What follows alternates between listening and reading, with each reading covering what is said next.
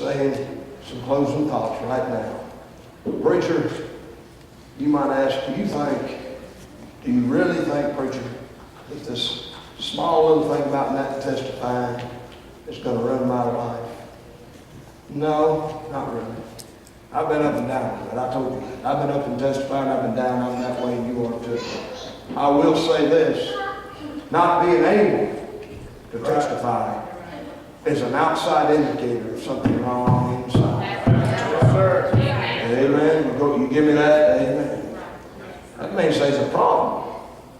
God has a warning system in place in Christians' life. Amen. You that drive Chevrolets, you can't get that hit. You're all the time having lights come on your dash. Get you a Ford and it'll go away. They didn't make one that won't have a warning system in 2011. No, every one of them, Dodge, Chryslers, Fords, Chevrolets alike. Now, if an old car, well, the pit's going to burn one day, had enough sense, the manufacturer had enough sense to put warning signals in it. Don't you, preacher, there you are going carnal, you know, I'm there. I'm a carnal man preaching the carnal. Good stuff, right. You need an illustration that's right down in your pew. And I do too. Right. There's warning systems set up in Christians' life. When things ain't right, God, make it clear. That's right.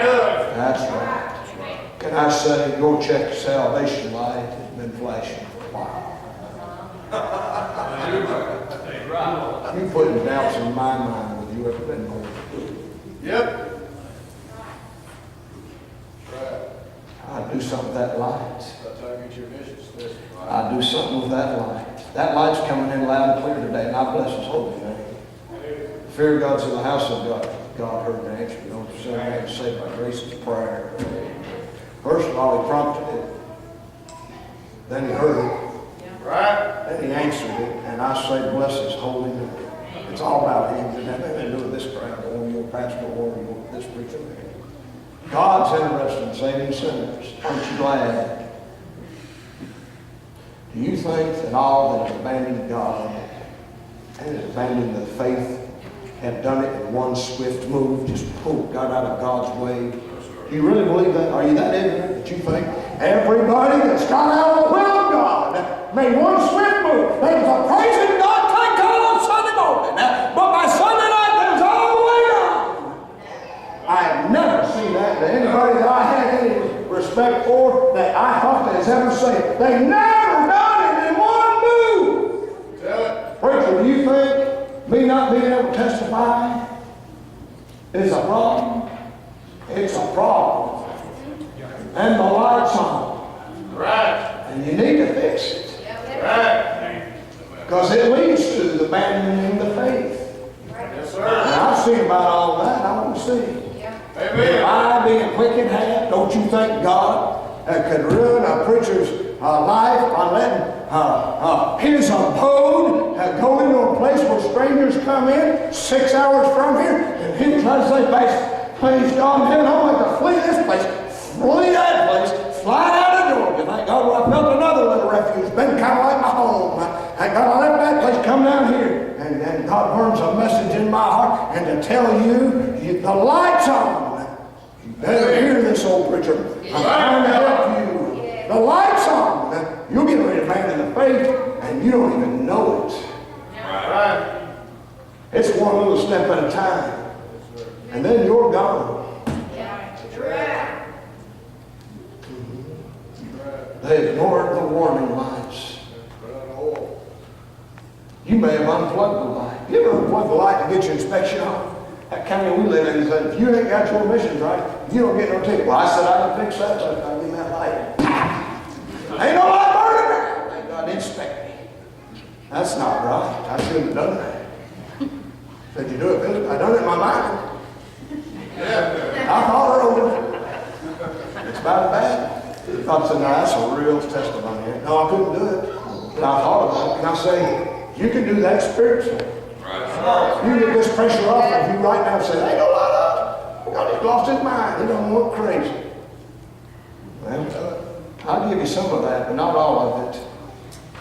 Spirit confirms Yes, sir. that He sends up warning signals. Don't unplug the light. You can fool some of God's people, not all of them. You ain't gonna fool God. I'm gonna close with these comments on some people. There's a man today who lives up in Catawba County, North Carolina, foothills of the mountains, south of Raleigh. His name is Bobby Phillips. Look him up, you can find him. He's alive today. Are you hearing me? Are you still with me? Yes, Trying to- sir. Yes, I'm really ashamed to get through all that and not hear this. I tell you, Bobby Phillips, in my opinion, is a good man. He's a saved man. He's from the mountains. Moved down to foothills, started up an insurance company. He said, well, right there, ain't no good man. I'm like, Lord, so now, this guy helped me. He told me what was best for me financially with insurance. Friend, Bobby's testimony is this. He told me with his own lips, if he was here, he'd say amen right now. Would you preach if he was here? I promise you, if God told me to, I would. I don't want this life story to go to waste. I don't want it to go to waste. When you hold on to your sin and you've got a life story of ruinous, I'm going to use your story next. Right. I will not let your story go to waste. Your story may be the next story for the glory of God. You say, preacher, even if I lock in on sin, even if you lock in on sin, I'll preach against it. Right. Bobby Phillips had a child. He had a good wife. He had a good insurance company up and running, making decent money. Thank God. Had a wife, had children. Had a precious little baby, 5-year-old child named Dana Phillips. Is there a 5-year-old in here? Point them out so I can see them. There's one right there. Is there another? Amen. They're precious. A 5-year-old child. Bobby had that little child. Bobby had a wife. Then Bobby got somebody else's wife.